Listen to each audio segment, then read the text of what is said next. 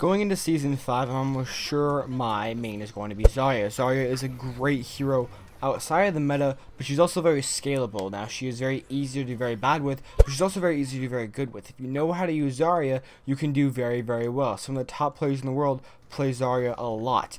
And I think that I just have a little bit of an innate ability to play Zarya. I've always been pretty good at her just from the get-go, but as you play a character more, you get a lot better as time goes on. And I think playing a lot of Zarya lately has really made me kind of excel at her in quick play and in competitive a lot. I do get a lot of cards, I get a lot of kills, I get a lot of high energy stuff. I'm usually sitting around 30 to 50 energy at all times. My high energy kills are very high, sometimes 8 or 9 in a game. Zarya is a very fun character to play for me. She's very good. She's almost the hybrid tank / support role, and that's actually really awesome because in lower elos, you know, gold, silver, kind of where I hang out in, sadly, is kind of high gold area. Is kind of where people don't want to play support a lot or are not very good at support, kind of fill. So they're not very good and not very happy playing support. So I think playing Zarya, I can more or less fill that role, you know, especially with Genji. I had a few games where I made friends with a Genji, and he was jumping around the middle of the center of the map or whatever, and I was just able to get on a shield on him and save his life, and he was able to do work.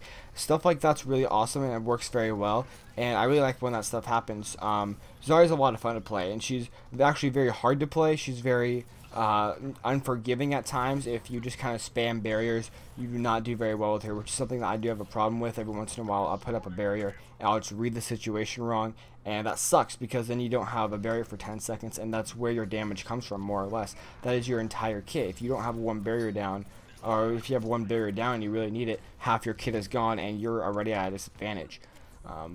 Zarya is a lot of fun to play though. I do enjoy her, and she has a really cool character. She if you didn't know, she was a super strong woman in Russia, was one of the strongest women in the world, and she was called to join the Omnichrist, or wasn't called to, she decided to go join the Russian military or whatever and fight the Omnichrist, which is actually kind of cool.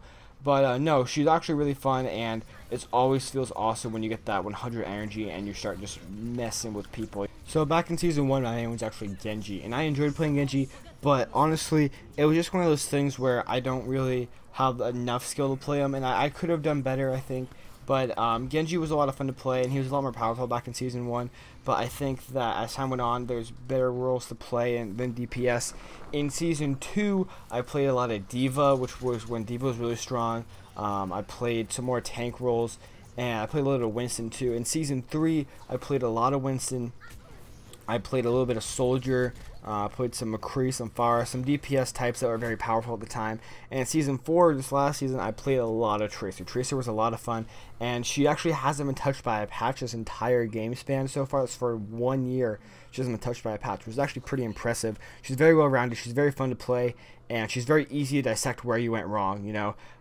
Using your blinks, using your recall, it's very easy to figure out where you went wrong and why you died, which is a lot of fun, and it makes her a little bit more accessible than you would think, because you can kind of figure out how you went wrong and just build off that immediately after you respawn. It's a lot of fun. She was a lot of fun to play. Winston was very good because he dealt with all the people who were playing Genji, and he's actually super good at New Bonnie, especially. He does really good there.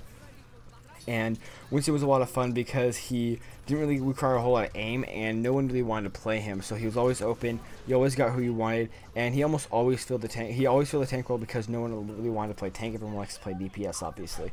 McCree was obviously very good at one time. He's basically outdone by Soldier now, but he was very good because of his combo.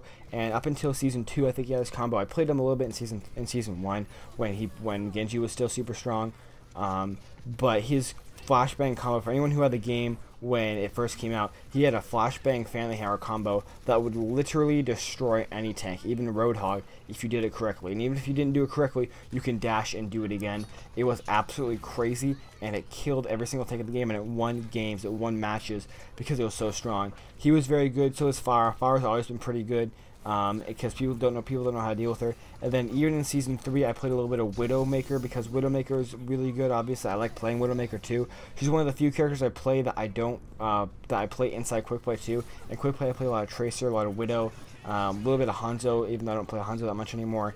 I try out new characters there.